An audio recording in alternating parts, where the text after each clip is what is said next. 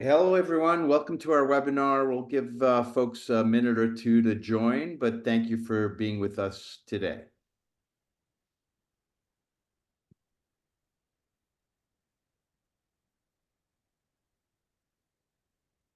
We've had a really good response to this webinar with over 80 registrations, and we're planning to continue doing these on a monthly basis, typically around the end of the month, like today, and featuring Yotam and items of interest to our community of SecOps and incident responders, based on Yotam's experience as an incident responder himself in the field.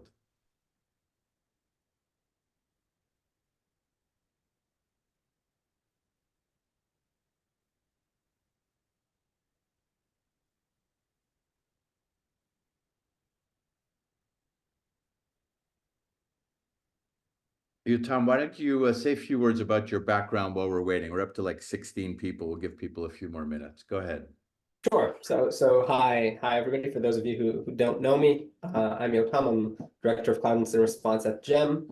And for the last 6.5 years, I've been doing incident response for most of that time at Signia. So I responded to a lot of different kinds of incidents with companies all over the world.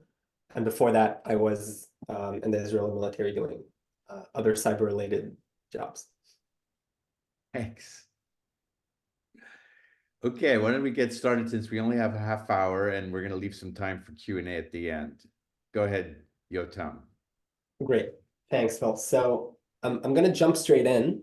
And I want to start by giving some context into why we chose to focus on this topic, on defense in depth in the cloud. So defense in depth is one of these ideas that's been around for a while and is almost obvious for people building defenses and securing their environments. But for some reason, that hasn't really transitioned to the cloud as well as other concepts. So in on-prem environments, we take it for granted that we need to build these different layers of interlocking defenses that work together to create this kind of effective prevention and detection mechanism within our environments. But in the cloud, often because there aren't a lot of these things that we're used to thinking of as defense in depth, like endpoint detection and response solutions, like firewalls, like other things that we're commonly associating with defense in depth, this often gets left behind. But the fact that this gets left behind in the cloud is actually very unfortuitous, because the cloud is actually a lot more vulnerable to attacks that rely heavily on automation. Because these environments are so similar to each other, we're all pretty much using the same 3 or 4 vendors. And that means that without effective defense in depth, the damage that can be done from an initial intrusion to getting a hold of all the critical assets and doing a lot is dramatically expanded, and it's faster. So that's why defense in depth in the cloud is even more critical. And it's definitely a doable and achievable goal, and that's what we want to jump into today. So what I'm first going to do is share an example of how defense in depth could have played a major role for an organization that didn't implement it well enough. And what happened, this is a real incident that I responded to. Of course, the name of the victim is anonymized because we want to maintain their confidentiality. But jumping straight in, the company that we're talking about here was a large crypto services company. So they had all kinds of different services within the crypto industry. But one of their main services was a service meant for simple consumers who are new to the crypto world. And this service was essentially an ATM service. So many of you may have seen these ATMs run by different companies. They're in drugstores, they're in supermarkets, they're all over the place. You walk up to an ATM, you put in cash in whatever your local currency is, and you get Bitcoin or Ethereum or Monero or whatever it is they offer sent to the wallet of your choice back on the blockchain. And the way that it worked for this company was they had these physical points of sale, these ATMs spread around many different countries. But then their entire system after the point of sale was fully based in the cloud, in this case in AWS. And the way that it was managed was with a lot of care to security and to ensuring that malicious transactions don't occur, because obviously once a crypto transaction is done, it's, let's call it, nearly impossible to trace and to get it back. So there was a lot of care put into this. And the way that the system worked at a high level is that so each ATM would have its own unique token that it would use to authenticate with the AWS environment. So without this initial token, which was a different one for each ATM, so they could be identified, a valid transaction could not even be initiated. Now, once this initial token was authenticated, then the ATM would trigger a series of API requests. In this case, it was implemented using AWS Amplify, but there could be other services as well. The idea is that it wasn't just one request now sends fund here, but we have a series of requests that need to be triggered before a valid transaction can be created.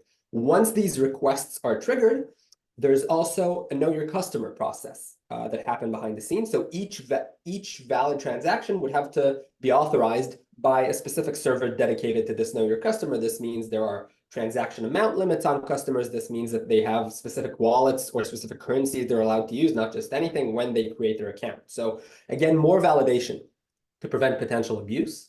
And then finally, only after this KYC process, it would get to what's known as the hot wallet transaction server. So in the crypto world, the hot wallet server is the one that has its own ability to sign valid crypto transactions, which can go straight out to the internet in an automated way. So this is versus a cold wallet, which is stored offline and needs some manual intervention. But even here, once the hot wallet would do its validation and create the transaction, that would not be the end of it. They also use a third-party service, which people in the crypto world may be familiar with, called BitGo, which is very often used to do additional validation of transactions before they're finally sent out to the customer wallet. So at a high level, and again, there's additional steps here, but this was the flow. This is the way that things worked when things were working properly. And as you can see, there was a lot of thought and work put into securing this process at various steps and into securing this AWS environment as a whole. Now, what happened that triggered the fact that we were even called in to respond and investigate is that different ATMs, they would have different usage, but once in a while, somebody would have to go out and clear the actual ATM because, people are putting cash in it. You got to go and physically collect the cash. And what happened is the company started noticing a few ATMs were missing the cash that they should have contained. So essentially what happened was they had logs showing we sent X cryptocurrency that is traced back to cash we should have gotten for a specific ATM, but we can't find the cash in that ATM. And they started finding that for more and more ATMs. And when they were about $25,000 in the hole missing through this process, they started to get concerned that maybe something's going on here, which is not just physical theft somehow, but maybe a cyber attack. And that's when we started investigating this event. And what we found was something actually very interesting. So we were looking at all these crypto transactions that had no cash to cover them, that had no backing at the ATM level. And what we found was that all of these transactions followed the exact same pattern on the blockchain. So the blockchain is public, it's public information, we can just look. And what we saw is that in every single one of these cases, the transaction would go from the company's hot wallet to a brand new, never used before, new wallet, then immediately fully transferred to another brand new unknown wallet. But then after these two hops, always to the same automated exchange wallet. So these automated exchanges in the crypto world, they enable you to, in an automated way, send X amount of certain cryptocurrency, get another cryptocurrency sent to a wallet of your choosing in an automated way. This is something that has legitimate uses, but is also commonly used by people trying to launder cryptocurrency because it's very hard to trace. It's essentially a very large mixer, plus you're going between currencies. But once we saw that every single one of the suspicious transactions followed this exact same pattern, we said, okay, we can investigate this, right? We now understand the pattern that this attack appears to be following. Let's reverse this. Let's now look at every single transaction that went out of the company's hot wallets, regardless of what they know or don't know from their ATMs. And let's see how many other transactions followed this same pattern. And unfortunately, once we ran that analysis, we were able to find millions and millions of dollars, not just that initial 25,000s that were actually taken following the same process. Now, the company didn't discover this yet because it takes time to go and check all the ATMs, and not all of them should be getting checked on such a regular basis according to company protocols. But this was dramatic. This had much bigger impact on the company than they anticipated. And therefore, it was crucial to understand how this occurred. how attackers were able to do this to the company so it can be prevented from going forward.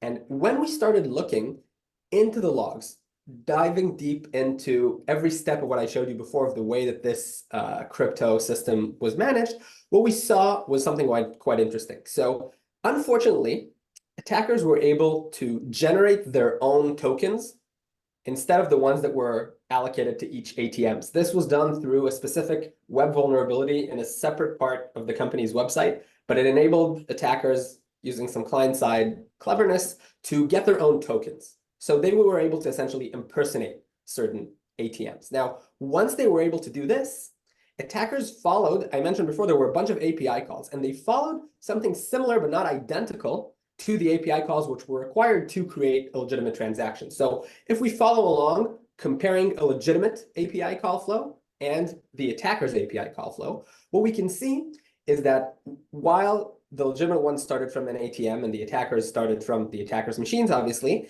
they were very similar with slight differences going on later. So for example, a legitimate point of sale would always create repeated calls to a certain API, let's call it API 1, while the attackers would only create one API call to that API.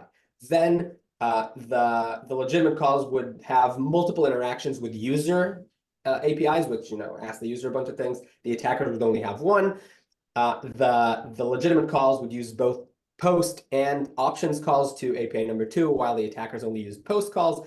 And there were these slight differences in the final API call. The ATM would call 2 separate APIs together, while the attacker would call only one. But why is this even interesting, all these differences along the way? Well, they're interesting for 2 reasons. First of all, the attackers were able to figure out the correct minimum necessary API calls to get transactions going, because in both cases, this was enough to facilitate funds going out the door. That's the first reason that this is interesting. But the second, and the more relevant to our discussion here, which is what I'm going to jump into, is the fact that attackers did not have the perfect knowledge of exactly how the ATMs were working, because as you can see, it wasn't identical. It was just very similar. And that means they probably had to play around with these different APIs and figure out what worked through trial and error. Now, this process and these little differences are exactly what we would have wanted to detect at a much earlier stage if we had effective defense in depth in the cloud and not just detections at the gatekeeping or the endpoints of this process. And that's what I want to focus on now. So this example is interesting in itself, but we can extrapolate from it to almost any cloud environment some very valuable lessons regarding defense in depth. So when we talk about defense in depth in the cloud, of course, there's many things that can go into implementing it.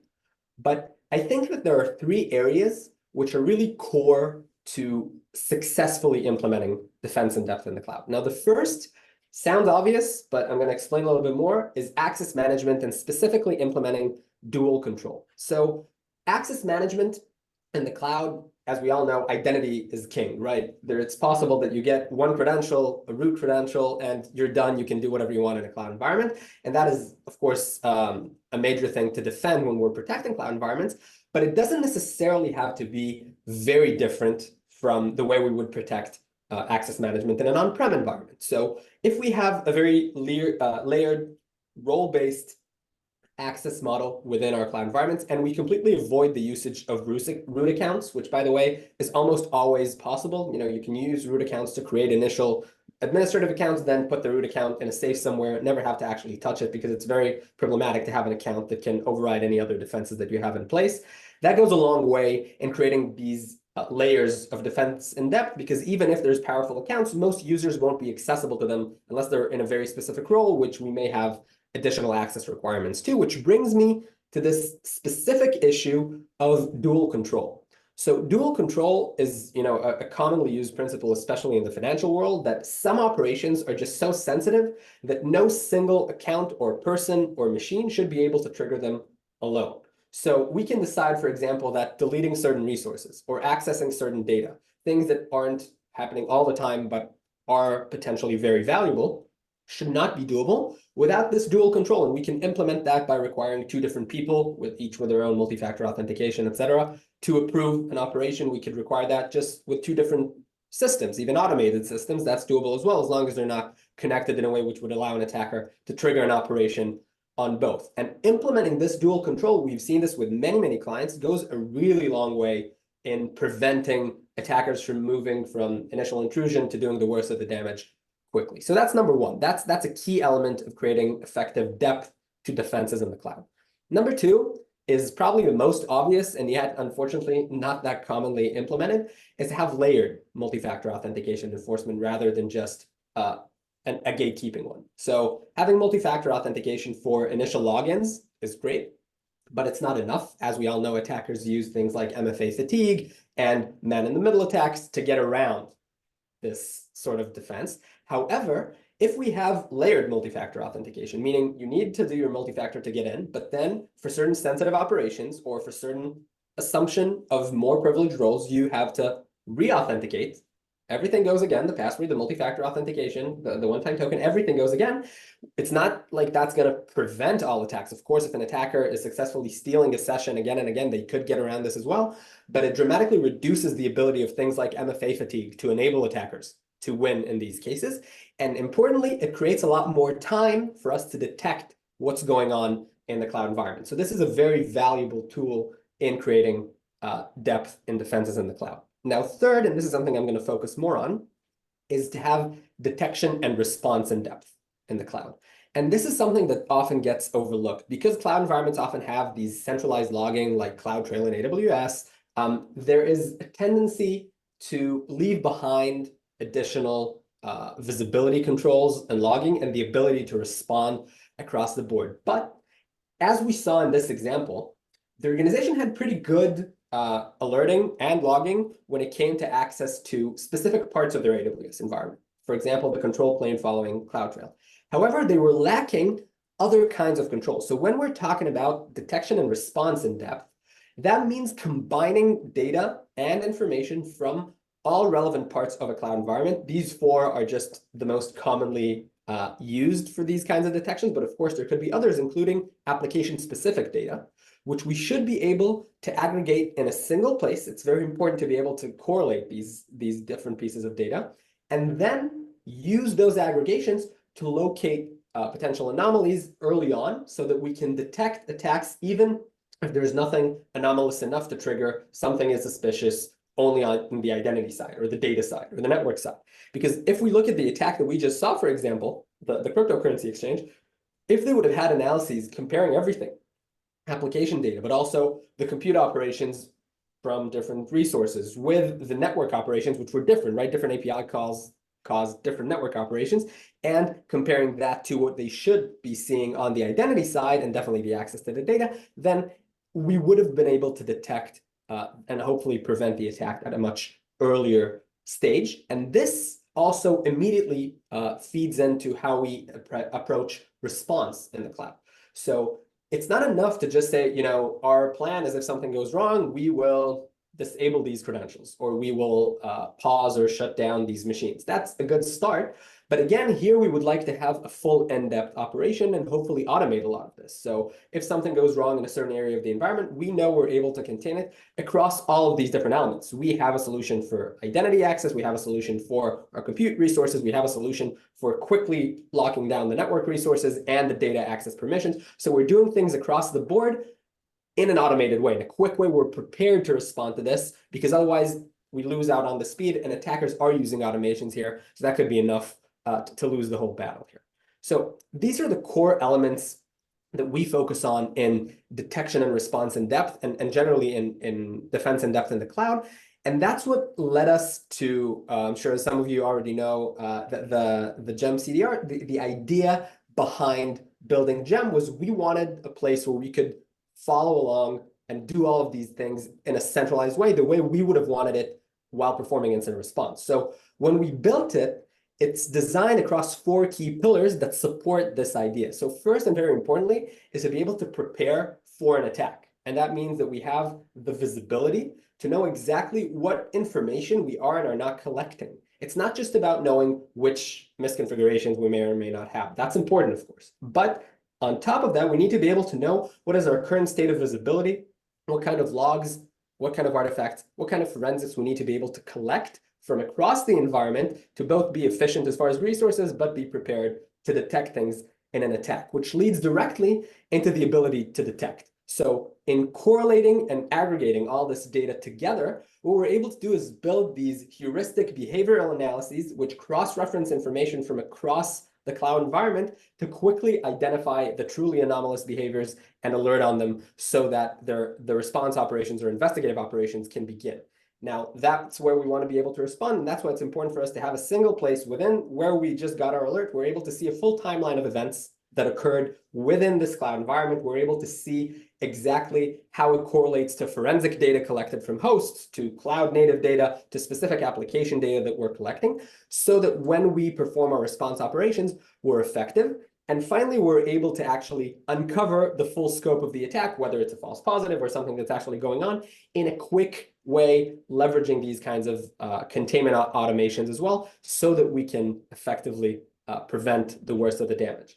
Now, I want to mention one other important element here, which has to do with this concept of detection and response in depth, because performing these kinds of detections that aggregate all this different data is not necessarily easy, but it is very important. And the way that we approach it is essentially we try to collect data from across all of these different places. So multi-cloud environments, we should be able to get all the data into a single place. Identity providers, additional services that we're using like SaaS and PaaS services that are in different places, not in our environment, but that still contain relevant privileges, credentials, or data. We want to be able to get all of the relevant logging from all of these places into a single detection engine where we can run more advanced analyses and then be able to heuristically detect and quickly recommend the right containment if something does go wrong. So this kind of approach to a cloud environment, which combines all the information in one place, is very necessary to ensuring this kind of detection in depth in the cloud. And that is similar to what we would do in an on-prem environment, right? So if we have in a traditional on-prem environment, maybe a SIEM which collects some logs, we also have our EDR where we would go and see exactly what's happening on a machine and be able to respond and contain what's going on there. And the idea for us is to be able to implement the same kind of powerful logic and the same kind of detection capability in a cloud environment as well. Because only with this kind of defense in depth, we can keep up with the speed the cloud environments are being attacked and that these attacks are evolving. So I think with that, I'll stop with my presentation and we can jump straight into Q&A. Thanks, Yotam. If you could just go back one slide. I think when people see ingesting all of this telemetry from the cloud platforms, especially some of the more high volume log sources like VPC flow logs, they get a little concerned about the volume and potentially also the cost of ingestion. What are your thoughts there? So I guess that would depend on the solution that's being implemented. I agree that that could be a concern. If in your own environment you have to now store all of your VPC flow logs for months for a huge environment, that's very difficult. That's part of the reason that what we do at GEM is we take all those logs. So regardless of the initial cost of creating the logs, there is no additional storage cost because all those logs are sent over to us. And then because our alerting and detections are based on only what's relevant and necessary, we're able to use all that information to detect potential malicious activity and to provide access to querying this kind of information in an interactive way. So I think it's similar to the way that you would approach your EDR again. So when your endpoints in an on-prem environment are generating a lot of data, process data, for example, it's going into your EDR. You shouldn't be, at least in most cases, paying for each line of logs that was generated on these things because it's part of the solution that you're getting from your EDR, being able to investigate and respond to these things in a single place. So I think having that kind of centralized ability is key. Got it. Thanks. And I would also add that it's a data lake architecture that makes it more cost effective, and that the pricing is not based on ingestion, so you don't pay the penalty. And I think the example you gave with the VPC flow logs is a great one of the visibility it would give you into those different API calls. That was really, for me, a very interesting example that you would have spotted the unusual API calls or sequence of API calls, I guess. Yeah, absolutely. I think that's where the ability to have these more sophisticated heuristic detections comes into play because we have different sorts of logs. If we have application logs that are specific to something, great, we can use those. In addition, we have network logs. We can see that network traffic varies from what it should be because these heuristic detections are not just based on one generic thing. If we get this kind of network call, it's bad. If we don't, it's good. But it's based on understanding the baseline of standard common activity in a specific environment and then comparing the anomalies to that. So it's a lot easier to identify the potential bad stuff within an environment when we have all these data sources and we perform these kinds of heuristics above them. Thanks. And I just want to encourage the audience in the few minutes remaining, if you have any questions, please put them in the Q&A box at the bottom of your Zoom window in the center. While we're waiting for that, I have another question, Yotam. When people hear that you can implement automated containment actions like shutting down an instance or isolating an instance or revoking some credentials, they get concerned that the security operations team or the incident response team performing those actions may not necessarily have permissions to do it, or may have to negotiate maybe with the business to get those permissions to make sure they don't screw anything up that they shouldn't be. What are your thoughts there? Yeah, I think that's a valid concern. And I think that has more to do with internal procedures and governance. And the idea is to have, on the technical level, the right systems to supply you with what you need to react quickly. So to have that button that you can click and fix it as quickly as possible based on an immediate contextualized understanding of what happened. And then, of course, that needs to be supported internally within the organization with the right procedure. And there's not one right answer. One right answer could be to give the SOC, the first people on scene, certain permissions in emergency cases to do it themselves. Another could be to have a very quick escalation process to whoever is responsible and should have those privileges, whether it's DevOps or IT, so that they can do it, but at least the ability to do it on the technical side isn't going to be the hindrance of doing it in time. Got it. Thanks. Yeah. And then can you give us some examples, if you look at the right-hand side of this diagram, how we might use context from a CNAP or CWPP solution like Palo Alto Prisma Cloud, for example, to inform the detections and the response? Yeah, of course. So I think that's this idea of contextualizing detection is crucial. So when you have a solution like this, like a CNAP or something else that's monitoring or involved in managing your cloud environment, you can use the understanding that you gain about your overall architecture to understand the meaning of potential activities. Because that means that, let's say we see something like a connection from a place that we've never seen a connection before to a system. Whether or not that thing is now dramatic and we need to stop everything and address it, and it should be the highest severity alert, or whether it's just something minor that maybe we should look at, maybe not even look at all, depends not only on the specific activity we've observed, but on understanding the rest of the environment, right? We need to know what that resource that we've seen the connection to is accessible to, what that resource is commonly being used to do. Are there any known vulnerabilities that have not yet been remediated around that resource or that could be accessible after that resource was accessed? So all of that context goes into making the decision as to how severe something is, or even being able to immediately say whether something is a false positive, because sometimes we would know something has already been marked as a testing environment where we're leaving vulnerabilities on intentionally, and then there's no reason to even trigger an alert, and that context is very useful for this. Awesome. And then finally, many environments that are the more cloud mature or cloud security mature environments may already have one of these solutions, like a Palo Alto Prisma Cloud. Why isn't it sufficient to address some of the challenges you talked about today? So I think that these solutions are just there to answer a different problem.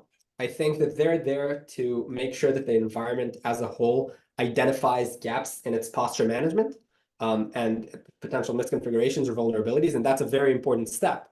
But just like having a certain posture management tool in an on-prem environment does not replace having an EDR, which enables you to actually detect and respond to what's going on if an attack does occur, I would analogize the same here. We need to do our best on the outer skirt of prevention, but we also need to acknowledge that no prevention is perfect. and attacks can and will happen. And therefore, we need to be prepared. That's the whole point of defense in depth. We need to be able to detect and quickly respond to these things when they do occur. And these solutions are not focused on this detection and response because they have a different role, which is fine. Again, they are valuable in their own right. Got it. So defense in depth in this context is similar to some other ideas that have come out since. Some people call it zero trust. We're not talking about zero trust network architecture, but zero trust as a philosophy, which would also fit in with your layered MFA example for sure. And also assume breach, like assume that they do find a vulnerability or assume that there is a misconfiguration that has not yet been fixed. You assume that they will breach you somehow. How do you detect it as quickly as possible and respond? Yeah, absolutely. And I think those principles are always relevant, and they're just extremely and especially relevant in the cloud because of the similarity between cloud environments, which enables attackers to widely automate. And that means that if you don't have that assume breach approach to begin with, if you just start thinking about how to deal with this stuff when it happens, you're already too late. Got it. Well, thank you very much, Yotam. Thank you to our audience today. Watch for an email from us shortly announcing the next webinar. It'll be at the end of March. And the topic will be around how is detection and incident response different in the cloud versus on-prem. We touched on a little bit of those today, but hope to see you then in a couple of weeks. Thanks again and have a great day. Thanks, everybody.